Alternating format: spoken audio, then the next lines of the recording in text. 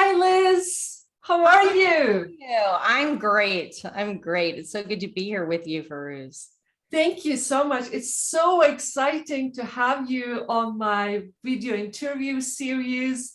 I know that you have been doing a lot of Clubhouse rooms and you have immense knowledge about sales.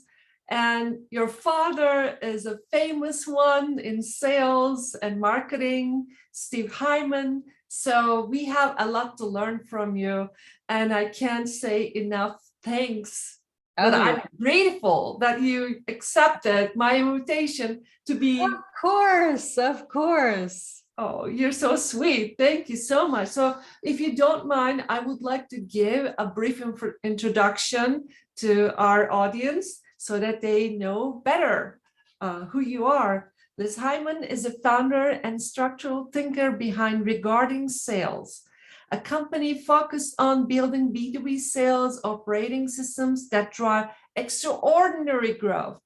Liz uses strategy and process to build a roadmap for success that focus her clients on getting the results they need.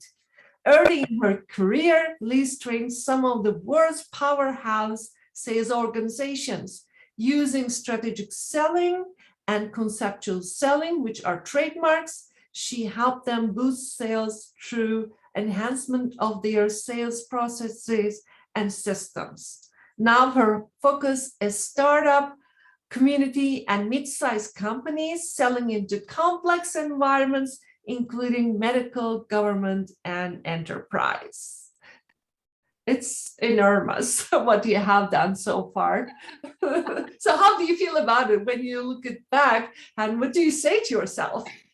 Well, I always say be humble. There's so much to learn. There's always more to learn. I've had an extraordinary journey, and I've been so fortunate because my dad, because he had the business, because he and Bob Miller had Miller Heiman, it gave me the opportunity to do things at a very young age that I wouldn't have been able to do. And so it gave me the opportunity to have successes really early and to learn really hard lessons very early. So it Yeah. was good. It was great to be in that position. But at the same time, it's challenging because you know that they are one of the best in the industry, and then you try to prove yourself. It's also gives some anxiety and sometimes maybe disappointment. Oh, I'm not good enough. But I think you did great, because to immerse in that kind of environment is not easy.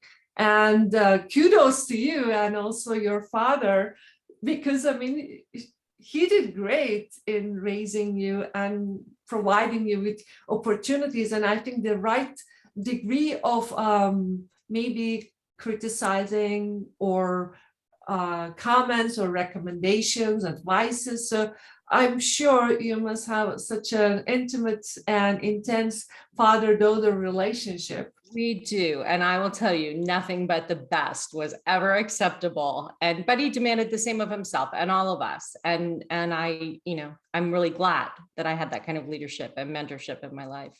Yeah, yeah. Still have. He's still with me. He's still amazing. So Oh my God, I would like to meet with him, perhaps in the future, really. So that brings me to my first question. What is customer journey and the kinds of things buyers might be looking up at different points in the journey? Can you just open it up a little bit? So let's talk a little bit about sales. So we often think about sales from our perspective. I, as the seller, I have my sales process. I do what I do. But what we really need to do to be successful is to back it up and think about what is our buyer need in order to be successful. We need to remember that every buyer is going through their very own buying process, or we call it now a customer journey. So at some point they identify that they have a problem. And then they, once they identify that they have a problem, then they have to start figuring out solutions, and they start looking up information to figure out what are the options? How can I solve this? Now, how do I make a choice? So we need to understand that they're going through that journey. And if we want to communicate with them, either whether we're on the phone or face-to-face, or whether we're delivering content, on a website or sharing content, we need to be delivering the right information for where they are in their buying process. So that's really how we need to think about how we approach sales all the time. Yeah, that's so true. And I've been thinking about on search engine optimization side, we call it search intent, but what we are reminding ourselves with the search intent that at what point the user and the customer journey. And so they just, overlap with each other. But sometimes it's really hard for salespersons or marketing teams to understand the level of intensity and connection and correlation between these two different disciplines. And let me help with something. Go ahead, please. So what I focus on in my business is what I call a business to business complex sale.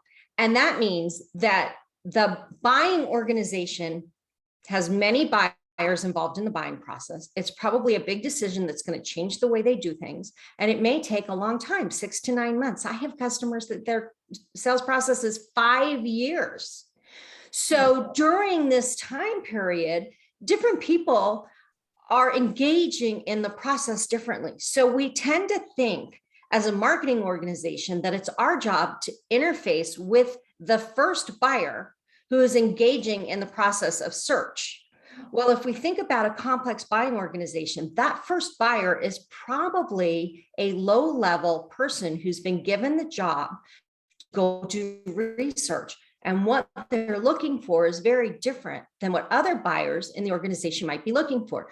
So for instance, I'm the CEO. I'm thinking about the problem from my perspective. I have my relationship to the problem. That buyer I sent out to look for information has a completely different relationship to the problem. In fact, they may not have any relationship to the problem except to go find an answer. Right? So now somebody has gone and looked for some really technical information, or maybe they looked for what are comparing solutions, right? Now, as a CEO, by the time I get back involved in the process and I start looking stuff up, I'm going to be thinking about it from a different perspective. I might be thinking about what could go wrong if I implement this solution.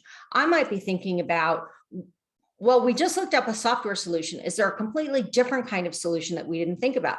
So I'm going to be looking at a much higher level. Now, if I'm the CFO and I'm going, I'm not sure we should be spending money on this. Now, I'm going to start looking for return on investment. So we're building content for that first buyer, for that first person who interacts with our site. But the fact of the matter is, if we're not building content for all of the buyers in their different points in the journey, then when they start searching, when that CEO or that CFO starts searching, they're going to end up on somebody else's site. Yeah. Because we don't have the answers for them that they're looking for. And that's what I mean by understanding the customer journey and making sure that our content is the right content. And I talk about content as opposed to SEO just from my perspective, but that means these are the words that I'm looking for at this point in my journey. Yeah. Are they on your site? Do you have content to support my concern at this point? Yeah, exactly. It really matches the SEO part, because at the end of the day, what we are trying to do is not being having the acolytes for SEO or acolytes for any marketing. We need to sell our product and we need to be profitable. And the end goal is profit. So I think on the way, so many people in organizations just missing this really succinct end point.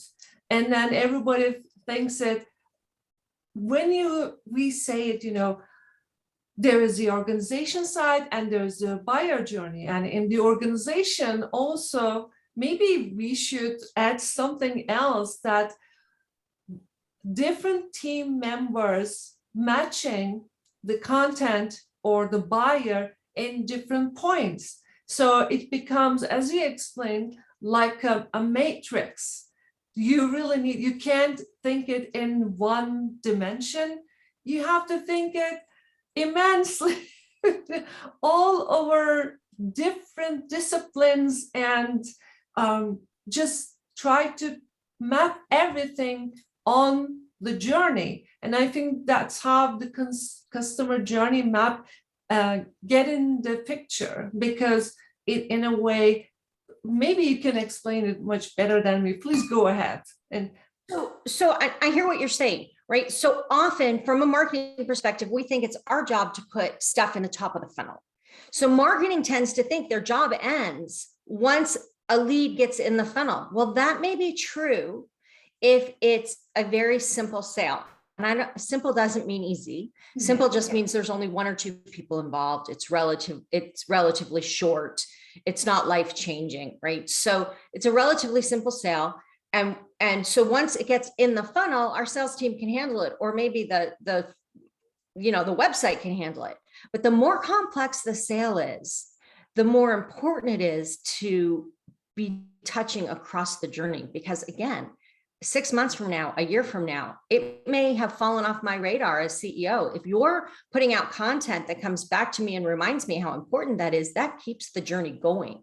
So it's really important to understand that marketing doesn't end at the top of the funnel. Yeah. It doesn't end in just getting that person to have the conversation. There are so many opportunities for sales and marketing to work together, and for marketing to be aware of how we engage. And again, from the opposite side, what if I put out content that gets a CEO who's looking at another product to come to my site and completely upend that sales cycle for the other seller who's my competitor, right? Yeah. Now I've brought them in and changed the sales process, changed the buying process. So it's so important for marketing to understand that the journey is complex and long in many cases, and there's so much impact that they can have in a positive way. Yeah, I always think that in SEO or in marketing, we try to understand who is the buyer and who is our audience, and try to pinpoint their pain points and how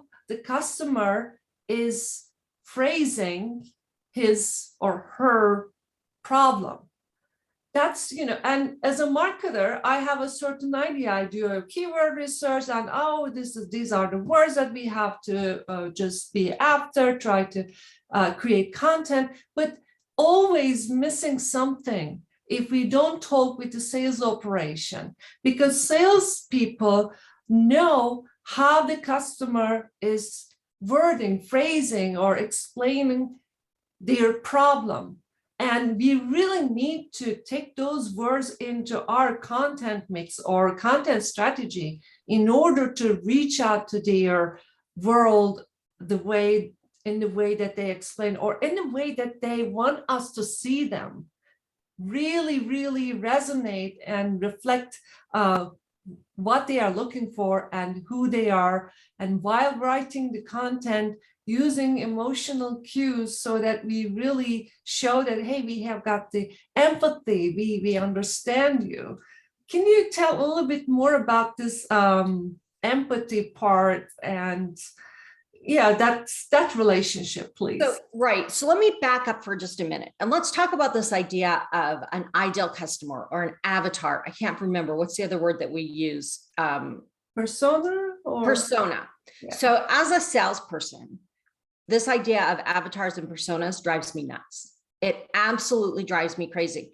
And as a sales consultant, when my clients come to me and say, okay, so my marketing team has told me who my ideal persona is. And I'm like, I don't know what that means, because if I have a complex business to business sale, I don't get to pick which buyer I want to talk to. I need to talk to all the buyers. I don't get to have an ideal. Now, there may be the person that's most likely to come to the website searching, and we may want to focus most of our content on getting their attention. But again, there's not one buyer. There's not one persona. When I talk about an ideal customer in a business to business complex sale, I'm talking about a kind of company or a kind of division of a company. Then I have multiple buyers in that organization, which each have different kinds of personas, or I like to refer to it more as a different relationship to the problem. Yeah. So if my content is all about my ideal buyer persona, all I've done is get somebody to the website. And then I'm counting on, I'm getting probably the lowest level person to my website. Now I'm going to give that low level person to my sales rep and say, go make magic. And they're like, oh God, I've got another one of these purchasing agents who's just doing research and doesn't really know what the problem is. Yeah. So we set our salespeople up for failure by connecting them with the wrong person, because we've said, oh, the person who does the research, the person who comes to the website is this person. But in a complex sale, there is no buyer. There's no one buyer. There's no decision maker. There are multiple people who influence the outcome of the buying decision, and we need to talk to all of them. So as a salesperson, please don't set me up for failure. Please don't set me up with the lowest level person, because just because that's who you're messaging to doesn't mean that's who I want to be selling to. Yeah. Yeah. Right? And so we need to be really thoughtful about, and this is, I'm going to jump ahead. I know we were going to talk about account-based selling, but this is where we really jump into this whole concept of account-based selling. If I have a business-to-business complex sale, then I can't be selling to one person. I need my content, my outreach, my tools, my strategy, my research to be around all of the buyers in that buying decision. So I need my marketing team to be reaching out to all of those. So when I reach out and start trying to go around this low-level purchasing agent, and purchasing agents aren't all low-level, and it might be a technical person, it might be a user. Yeah, no, I understand your point. The only person who's going to be involved in that buying decision, and they've been the person, somebody said, go solve this problem. And their perception of go solve this problem is I'm supposed to come up with this answer all by myself. Yeah. They're not going to introduce your salesperson to the other key people in the buying process. So if you set them up for failure, they will fail. So we need to set them up for success by positioning them appropriately with all of the buyers or potential buyers in a buying process. Yeah, totally. And in that sense, I think marketing teams or content marketing, SEO teams has to be in very close relationship. There has to be an open communication, and there mustn't be anything like, oh, my team, your team. Right. Because at the end of the day, you are just one as organization, and your purpose is just to sell your product, but create value for your customer and also get profits so that you can still be in the business.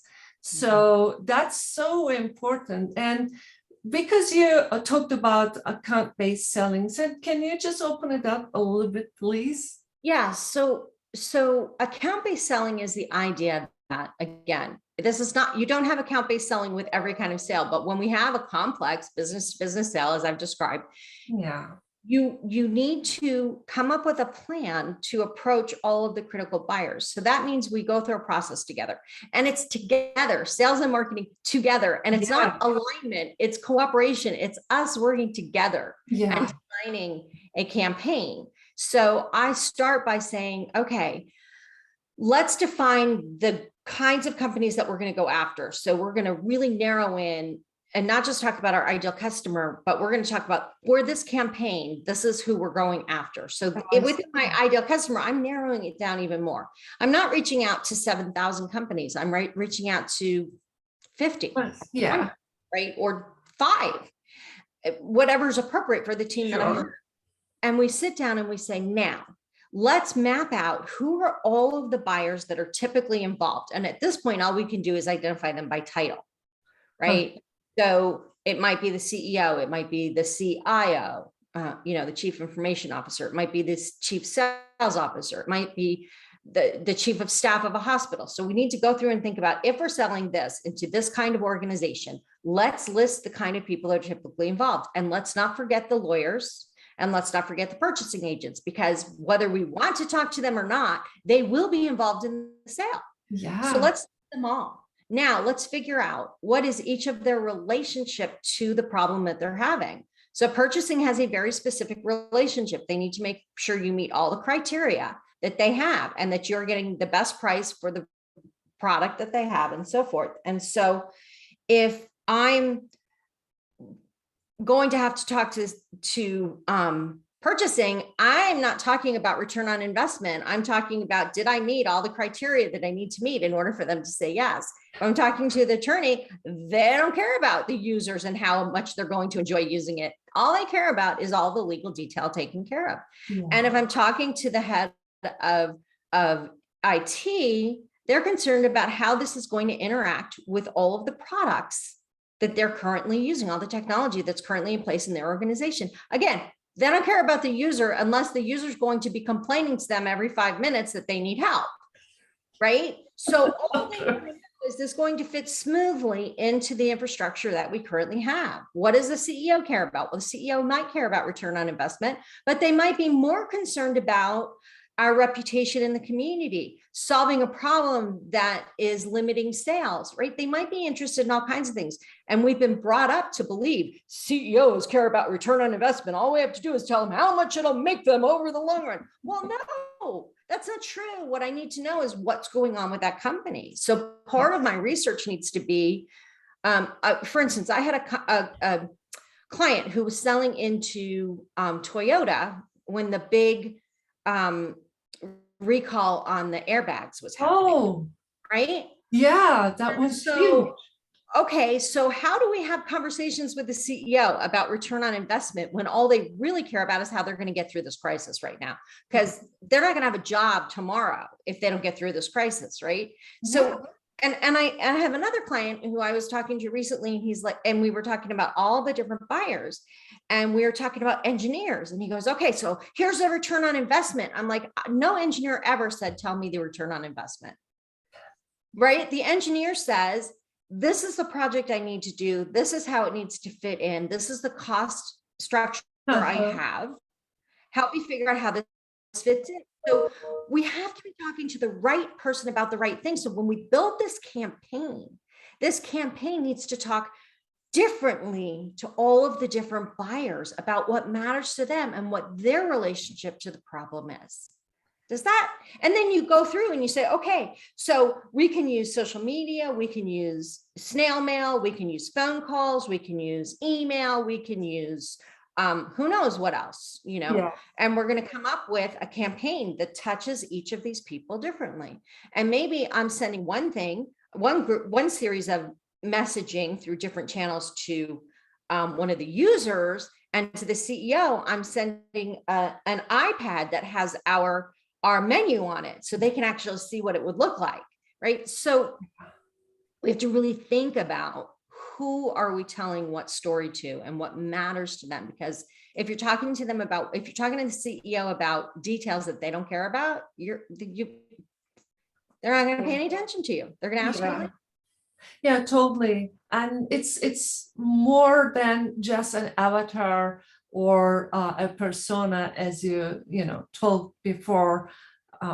It's just understanding the structure of the organization and how all the parts of the organization is related with the sales process, so that you really get into it. And then success is all about research and being open to different parts of the equation. If you just say that, hey, I just go for, as you say, the CEO only wants that, and I'll provide that, and then it's over. No, it's not over. It's all a process, and it's just piling up and up and up.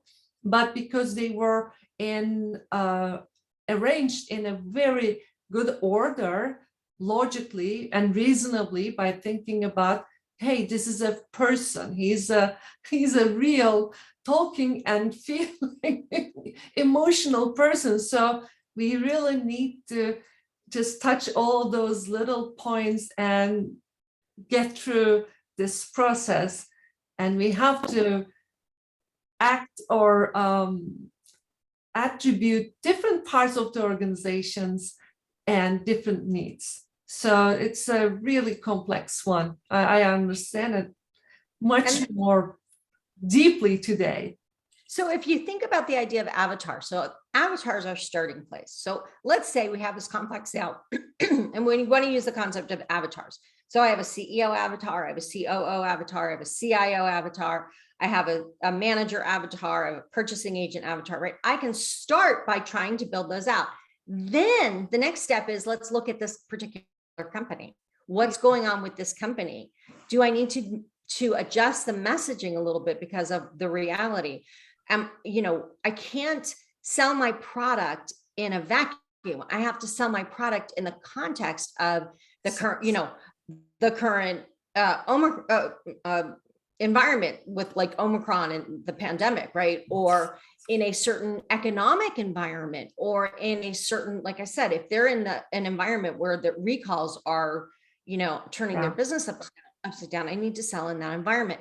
So I hear people all the time say, I don't understand. This is totally win-win. They would save a ton of money and they won't talk to me. And I'm like, then it's not win-win. And you have missed the conversation that you need to be having, or it's not your ideal customer, or it's not the right time. Yeah. So once we move from this generic avatar, which is a great starting place, then we move into the environment into which we're selling and what initiatives and things are going on in this company and how we fit into it. Then it's the salesperson's job now to have conversations with real people.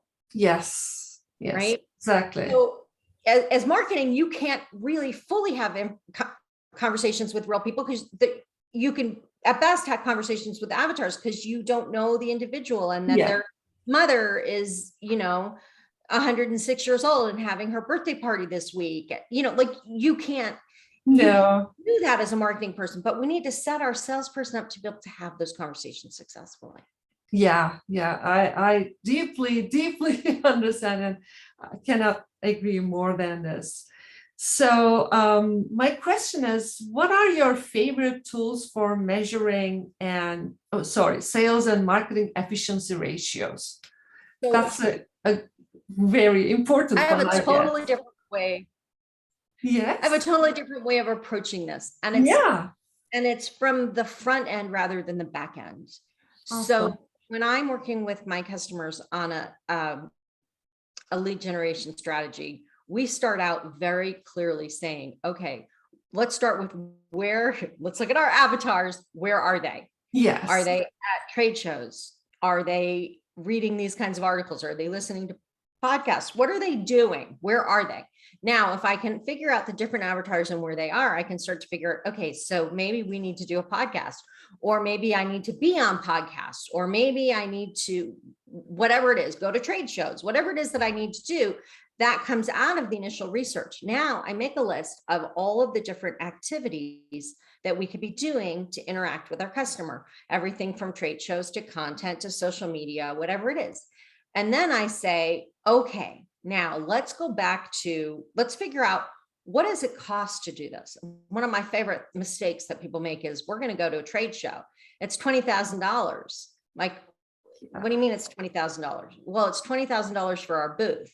Okay, let's add in the time for the people that are going to physically be there, the things that you're going to buy to give away, the airfare, the hotel, the meals, and the opportunity cost for them not doing other kinds of selling they could be doing. Oh, and now let's add in marketing's time, because they're going to buy the booth and set up the booth and do the messaging. And and by the way, we need to do emails beforehand and emails after. There's all this stuff that needs to be done. Yes. Suddenly it's not $20,000, it's $100,000. Yeah, it's not a simple operation. So true. Now, if I'm going to spend $100,000, how much do I need to have in return to make that worthwhile? Right?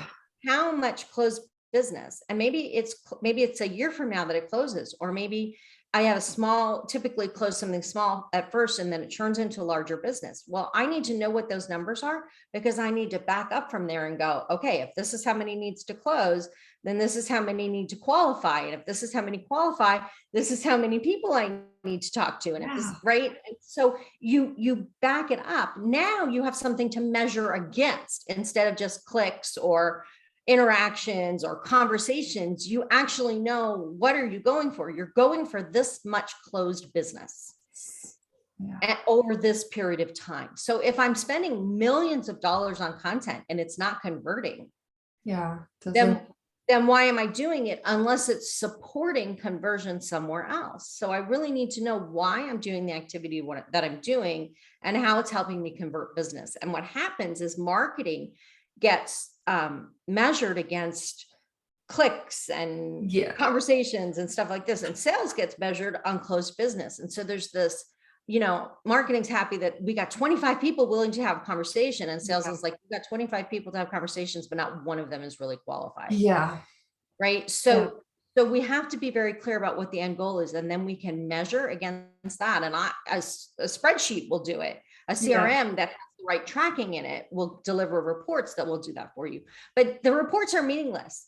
The KPIs are meaningless until you understand what you're measuring against, what the goals are, and why you're doing what you're doing. Exactly. And marketing and sales communicating and understanding each other, until that point, you don't have nothing. But when you have an operation that everybody just speaks to each other, gets ideas and opinions and advices from different parts of the team, and then combine them to create a thing that is greater than just one person or one company. They just bring a whole new world, and this could be a way to success. Otherwise, it's nothing.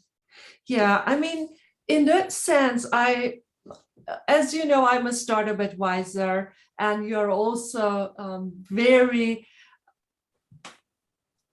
close connection with the startups, and you know what's going on with the startups. Can you tell a little bit about the startup, being a startup, and also how to position yourself as a startup in terms of sales?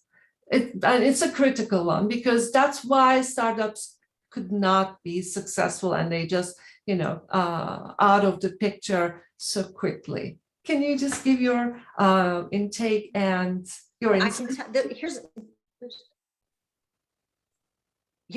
There's a couple interesting things. One is truly understanding the difference between sales and marketing. So I'll talk to startup founders, and I'm like, okay, you need to get out and sell. And they're like, well, we are. We've got content going out. We've got social media happening. And I'm like, no, you have to sell. Yeah. And they don't understand what that means. They don't understand about, I need to get on the phone with people that I know and have conversations and find out who can refer me to the people who can buy from me. Because as a startup founder, your best place to start is with people you know and referrals. Yes. It's true for anybody. Referrals are always the easiest business, right? Yeah. Other than selling more to people you've already sold to.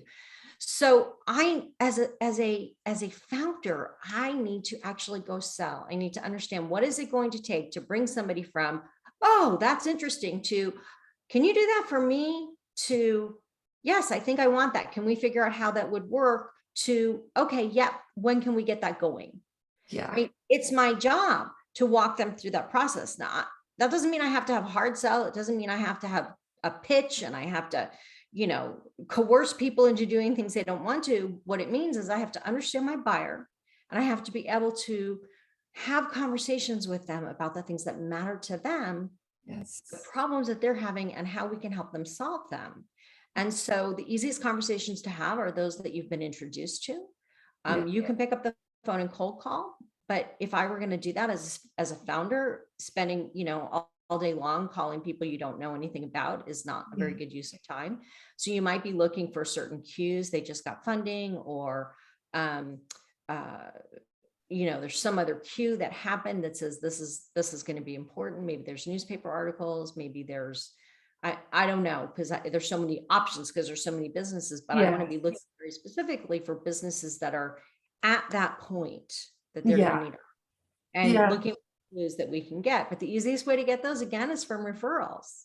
Exactly. So I was on a conversation yesterday with one of my past clients, and I just called to check in and see how he was doing. And I reminded him how I help companies. And he said, oh, you know what? I have a company right now that can use you. Right. Oh, yeah. Conversations, if we're not talking to people about how we help people, if we're not engaging with the people around us, we're not going to be able to sell. And we have to not be afraid to have conversations, because we're not selling them something, we're helping them solve a problem. And if we're helping them solve a problem, they're happy to pay for it. Yes. I think the important part is not to have the the impression or leave the impression that you're a salesperson. Instead, you're somebody who likes to listen their problem and try to create solutions for them. If you can build up that type of trust and confidence, then things will be much easier for a salesperson to be successful. And also it's fulfilling to just talk and help somebody else. That's maybe the most important thing in the world, in my view, because when you help people, you create a community. And at the end of the day, every operation needs a community, a really closely knitted people who like you and who like your product, and also who would like to give referrals and also productive critiques about your product.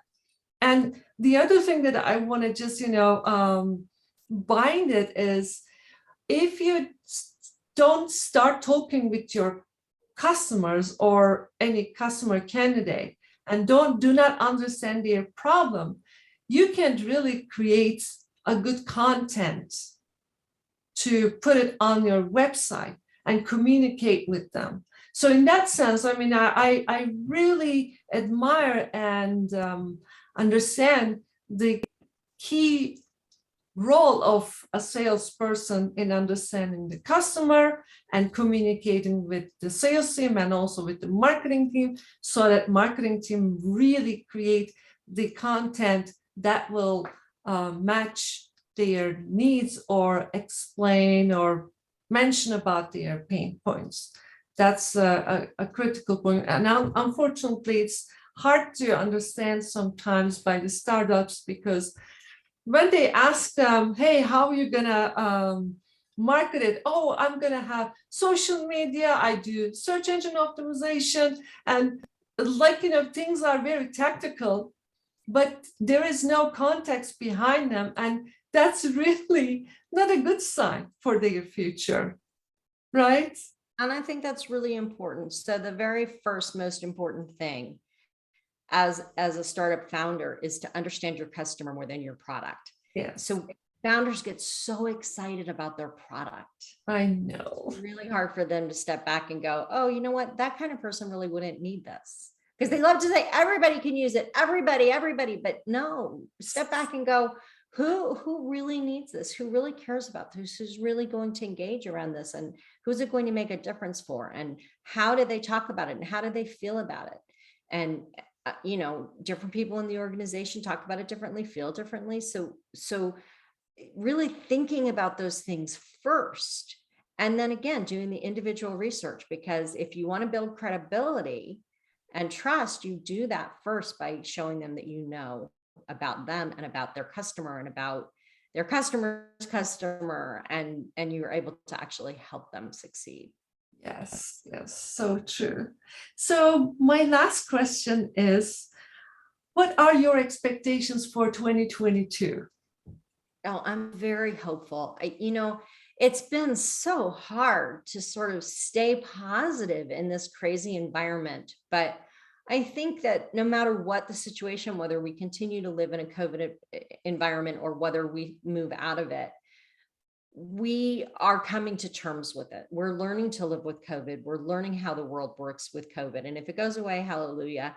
If it doesn't, we're learning to live with it. And I think that people are accustomed to working from home. People are accustomed to having their kids there. It's more and more the norm. And so as we sell in an environment where people are in a comfortable environment and able to focus on one problem at a time, it's easier to sell for them. So my hope, my expectation is that this is going to be a good year. It's going to be way better than last year for the average business, not the COVID related businesses who've had great years, but for other businesses that are just trying to function. I think there's a couple things we need to be aware of. Inflation is real. The supply chain difficulties are real. Yes. And that means being more thoughtful about how we do things, being more aware of how our customers are impacted by it, asking the questions, being knowledgeable, being helpful, thinking about how what I do is going to impact them in this environment, as we talked about before. Yeah. And I think that we have the potential for a really good year. I think we're moving into the positive. Yeah, and this shows, how you are empathic towards your clients, and how you just try to create an environment that can accommodate them, and they feel comfortable. They can just easily tell their stories and their problems, and just they know that you are somebody who is really listening to them and listen to them and really try to help them. And that's actually selling is in a way helping people. So if everybody feels it that way, that will be huge, huge, huge. Oh, Liz, it's an honor and privilege for me to have you today. And I enjoyed our conversation. But before we leave, can you tell me how our audience reach out to you? Um, will you please let us know? So the easiest way, I think, is to find me on LinkedIn. I'm Liz Heiman, Heiman. I'm the only one. So just go to LinkedIn and say, hey, I was on Fariz's webinar and I saw you and I want to connect. I don't like to connect to people who are just selling me something. So I sometimes, if I can't tell who somebody is or how they met me, I sometimes just ignore them. So tell me how you met me, just one sentence. And that's one way. The other is you can go to my website, which is regarding-sales.com. You can read articles, you can watch podcasts I've been on and webinars that I've done.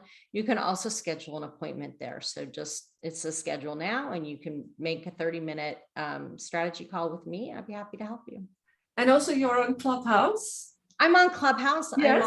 I'm on Tuesdays and Thursdays. At Tuesday, it's 2:30, Thursday, it's 3 o'clock Pacific time. And then Saturday mornings at 7 a.m. Pacific time. I'm also on at Tuesday and Thursday, 10 a.m. Pacific time. So, if you just look at my name, Liz Heiman, and follow me, then you can see all of the clubhouses that I'm in. We're talking about sales, startup sales, go to market, sales and marketing alignment. We're all, and the people that I get to be on these clubhouses with are just amazing. And I really enjoy the time that we're talking and helping, that everybody's just there to help. So it's a lot of fun. Yeah, totally. I love your Clubhouse rooms. They are all honest, decent, and great insights to learn what to do for you, especially for your startup. Thank you, Liz. It's an honor, and take care. It's been great. Thank you so much.